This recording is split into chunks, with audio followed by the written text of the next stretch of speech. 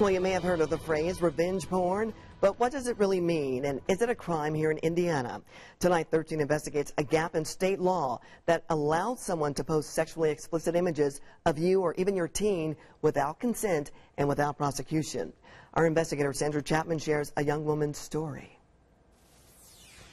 We warn our teens about posting anything explicit, even if an app promises it will disappear. The problem is you never know who's waiting to snag a screenshot.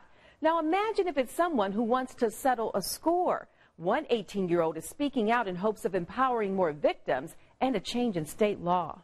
I was like, what is this? It's a picture of me like... A provocative photo similar to infamous cover shots like this one. But 18-year-old Colleen Speckman never meant for her image to land on a porn site. You feel violated, you feel dirty. It was supposed to post a Snapchat and then quickly disappear. You don't really think that like anything is going to happen. But in seconds, Colleen says a rejected classmate snagged a screenshot that threatened to ruin her life. Since freshman year, that classmate had asked her out. Each time, she said no. After I said no to him, he said, oh, by the way, there's this side of you. And I was like, what? Pictures of you. And I was like, what pictures? And he shows me one of them.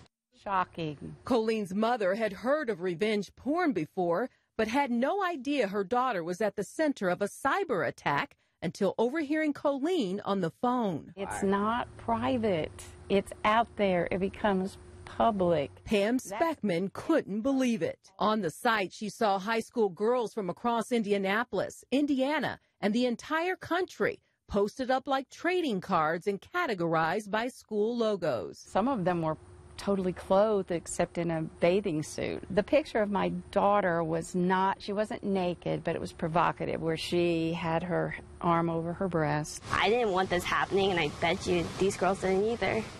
According to Colleen, the classmate who told her about the porn site admitted to adding her image. I told him I was going to bring the police involved, and that's when he finally let go and told me I was the one who started it. And I just broke down in tears. The Speckmans contacted Colleen's school. The school notified parents of other impacted girls and Indianapolis police. But the Speckmans found Indiana's law on sexting and sextortion lacking when it comes to prosecuting non-consensual disclosure of sexually explicit images. Prosecutor believes the perpetrator is 50% guilty and the victim is 50% guilty. According to the Cyber Civil Rights Initiative, more than 30 states across the country, highlighted here in red, have non-consensual disclosure laws on the books, but not Indiana. They basically get away with it, and it's not fair. That's what started me on the crusade. It's just tragic when you hear these stories. State Senator Aaron Freeman represents Southeast Marion County and is a former deputy prosecutor. He says Indiana's laws are not where they need to be.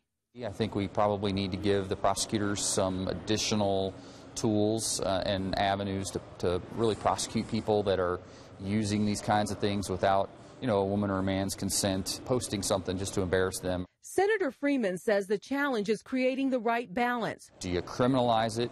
Is it more of an educational piece? And if somebody's doing it maliciously and they're doing it just in some, revenge way or vindictive way, look, in my opinion, that needs to be a crime. At first, Colleen and her mother suffered silently. You don't dare tell anybody, and I never felt so alone. They decided to speak out in hopes of shifting power back to those violated. There is a way to speak out, talk to somebody. Even though Colleen says her former classmate removed the thread on the porn site, she knows her image could show up somewhere else. She wants other girls to understand posting even for just a few seconds could risk a lifetime of privacy if someone captures a screenshot of your image and uses it without your consent for revenge. You don't think anybody's going to do this to you till it actually happens.